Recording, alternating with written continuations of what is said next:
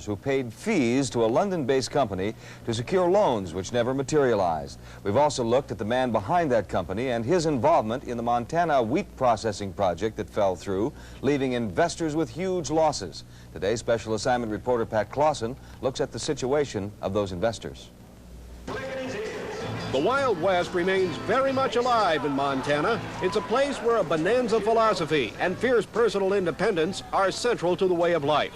Trust is also an essential ingredient. In Big Sky Country, a man's word is his bond. Carl Herman Jr. quickly won the trust of Great Falls, Montana.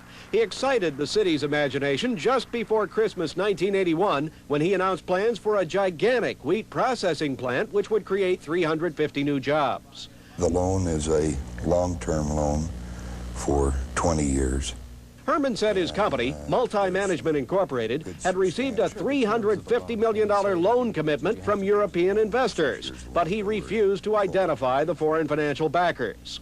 Robert Anderson, the owner of the ABN Ranch near Fort Benton, Montana, says Herman's group had some other loans that were not so well publicized. In December 1981, wheat plant promoters asked him for a short-term loan to tide them over until the mammoth foreign loan came through. Anderson loaned Herman's group $50,000. The original loan was to mature in 6 months. And of course, at the end of 6 months, well, the money didn't show up. And then at the end of the year, it didn't show up. And a year and a half and 2 years, it still hasn't shown up. Securities Department, may I help you? Disgruntled investors started calling Montana Securities Commissioner Rick Tucker, who moved quickly to stop what he believed was a fraud in progress. Do you think that Carl Herman was ever legitimately trying to get the money for this project? No.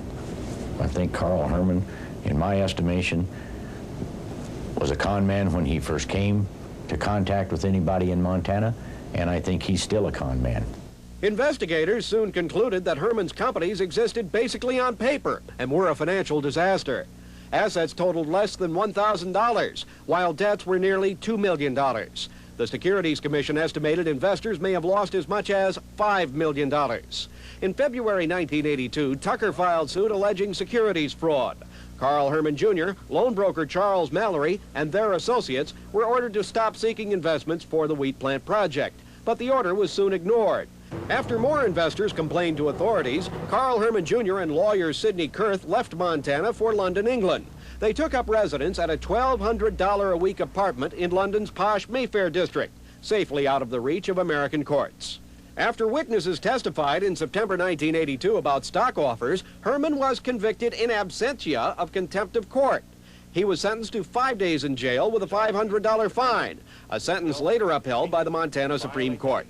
A bench warrant for his arrest is still in effect, and that infuriates Carl Herman Jr. That's what I'm bitter about.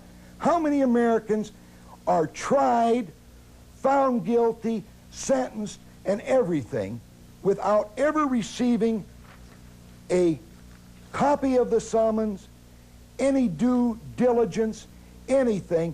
They're just found guilty and sentenced to jail because they violated something with no defense, no opportunity. I mean, the military doesn't even do that under martial law. Herman is living well in London, but his American legal problems are not over. In July 1983, federal prosecutors indicted him and several associates on charges of fraud and conspiracy. The indictment charged these gentlemen with conspiring to sell oil and gas lease options on property they didn't own. While his associates were convicted and sentenced to jail earlier this year, Carl Herman Jr. himself never returned from England to stand trial. The FBI now calls him a fugitive. Federal officials took action against Herman when a county prosecutor did not. Securities Commissioner Rick Tucker wanted state criminal fraud charges filed against Herman, but the local prosecutor refused. Cascade County Prosecutor J. Fred Bordeaux refused our request for an on-camera interview about his handling of the multi-management case. Bordeaux did say his office lacks the manpower and financial resources necessary to try a major white-collar crime case. The prosecutor also said he decided to proceed cautiously in this matter because, quote, multi-management officials were hooked up with a lot of politically influential people. Powerful Republican State Senator Harold Dover served as Carl Herman Jr.'s public relations man while simultaneously serving the citizens of Montana. I really don't know Carl that well. Despite that denial, our investigation indicates a close association between the senator and the fugitive financier. Leroy Music says he used to be Harold Dover's campaign manager and close friend. In 1979, they formed a company, International Food and Fuels, to develop a wheat processing plant that would transform Montana's grain into food and gasohol. Music says after Carl Herman Jr. was hired to look for money, Harold Dover changed, and their friendship soured. He wanted to be in the limelight where he could get in on top, and he was greedy. Music quit the company when he became convinced that Herman was a con man. But Dover stayed on and traveled to London and other European cities with Herman to search for money. Dover also looked to the Montana state capitol in Helena for help. The senator admits using his political clout in the legislature to benefit the wheat plant's gasohol program. Even though he stood to benefit personally, the senator says he promoted legislation that would benefit gasohol producers. Are these bills that you yourself proposed and originally sponsored? All but one of them. How many bills are we talking about? Oh, probably 5 or 6. At the same time Dover was sponsoring bills to promote the wheat plant project, he had a personal financial interest in both International Food and Fuels and multi-management. What did Senator Dover receive from IFF? Just, he was on a salary for about a year of $500 a month, and neighborhood of $6,000. This is while he was a state senator? Yes, yes. Did he invest any money into this project? $10,000. How much money did you invest in this project? I'd rather not say. Several $1,000s? A few. In time, as much as anything. According to Carl Herman, Dover also owned a block of stock in Herman's Multi-Management Corporation. Herman says he gave the senator the stock free of charge when a proposed merger with International Food and Fuels failed. Dover said he wanted to go ahead and join our corporation, so we gave him the percentage of stock there was no sale or anything. We gave him the percentage of stock that he would have had the merger gone together. And he joined our corporation. Senator Dover denied owning any multi-management stock, but he did say he was supposed to get a job when the wheat plant became operational, a job with a $2,000 a month paycheck. I was offered a salary, did not receive a salary. Did you receive expenses? No. Any compensation of any type? I did it one time. What type? They did give me some money once. How much? $2,000. What was that for? For expenses. Of what nature? Travel, lodging, what have you. The Montana Political Practices Commissioner says state law requires senators to disclose any business interest valued at $1,000 or more. Senator Dover's financial statement does not list any interest in International Food and Fuel or multi-management. Dover's anticipated compensation package also may have included a hefty bonus. His former business partner, Leroy Music, says the senator was supposed to receive a commission when the foreign loan came through. $37 million? That's what he was supposed to earn? That was set aside for services rendered. That's what this money was set aside for. And like Carl Herman was to get $50 million. Senator Dover told us he was never offered any such commission and doesn't know anything about it. We asked Senator Dover whether his legislative activity and his involvement in the wheat plant project presented a conflict of interest. And you're talking about conflict of interest, and I was very careful not to have conflict of interest. You had no conflict of interest anywhere in this project? I don't feel like it did at all, no. You were sponsoring bills that would help promote this project? Statewide. You knew that you were going to be getting involved with this project?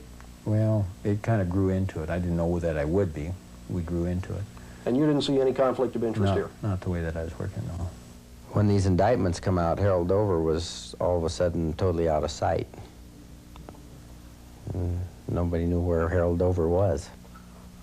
And of course, I don't blame him, I guess. Prominent Bozeman, Montana rancher Robert Monforton was indicted by the federal government because of his work with multi-management. He was convicted of conspiring to sell phony oil and gas leases. Federal prosecutors pointed to a trip he took to Wyoming in a private plane as proof of a criminal conspiracy. I do know that the airplane was chartered by a state senator here, Mr. Harold Dover. We talked about renting a plane to Bob Monforton. Did you actually rent one? I don't know as I did. I don't think I did. Harold did charter some planes for us for executive meetings or some other things, and I think Harold has put in excess of $40,000 into the project of his own money. and credit card charging, whatever. And I believe Senator Dover was a participant on paper. I believe he was a member of the board of directors. But the investigation of the FBI revealed no culpability at all in any connection on the part of Senator Dover. Were you ever interviewed by an agent of the FBI? No. Were you ever called to testify before a grand jury? No. Even though Multi-Management Corporation has been convicted of a felony, wire fraud and conspiracy, Carl Herman Jr., the company's fugitive president, says Dover has not resigned from the company. He owns stock. He hasn't sent it back. He hasn't officially resigned from his position as a stockholder or a director of the corporation. Shortly after we taped our interview, Senator Harold Dover startled his political supporters by announcing he would not run for re-election this year. In our next report, we'll track down Carl Herman Jr. in London, and we'll visit a picturesque island off the coast of France to try to meet with one of Herman's current business associates. Pat Clawson, CNN, on special assignment.